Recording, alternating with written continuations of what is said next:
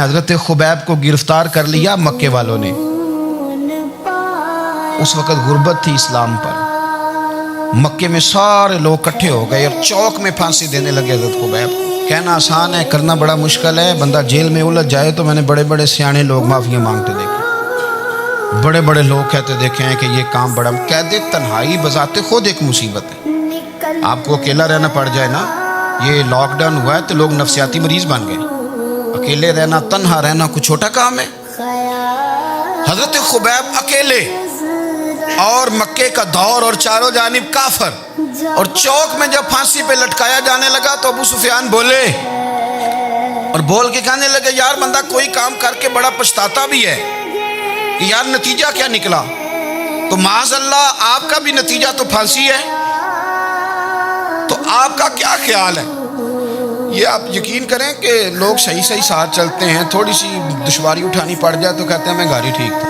حضرت خبیب سے کہا، ابو سفیان نے ابھی کلمہ نہیں پڑھتے تھے، کہنے لگے تو اس وقت پھانسی پہ لٹک رہا ہے اور تیرے نبی مدینے میں اور آرام میں، اور ان کے صحابہ آرام میں، اہل بیت گھر میں. تیرے ذہن میں اگر اس وقت یہ بات ہو کہ اس وقت تیری جگہ پہ وہ ہوتے معاذ اللہ، تو پھر کیا ہوتا؟ مجمع غیروں کا، علاقہ غیروں کا. یہ ٹائم آیا تھا اب نعرہ رسالت لگانے کا. اب ٹائم آیا حضرت خبیب نے نعرہ رسالت لگانا ہے، پر لگانا کس طرح ہے کہ کافر یاد رکھیں. حضرت خبیب سے کہنے لگے اگر تیری جگہ حضور ہوتے تو پھر تیرا کیا خیال ہے معاذ اللہ؟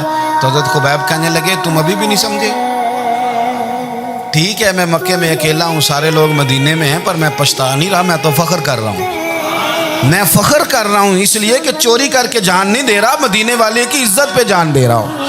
میں فخر کر رہا ہوں. فرمایا سن، تو کہتا ہے تیری جگہ حضور ہوتے اور تم انہیں یہاں معاذ اللہ پھانسی پہ لٹکاتے. فرمایا سن، میں تو یہ بھی پسند نہیں کرتا کہ میں گھر میں بیٹھا ہوں اور میرے نبی کو ہلکا سا کانٹا بھی چبھ جائے. ہمارا اپنے نبی سے محبت کا رشتہ ہے، ایک کانٹا بھی حضور کے قدم مبارک میں چبھے ہمیں برداشت.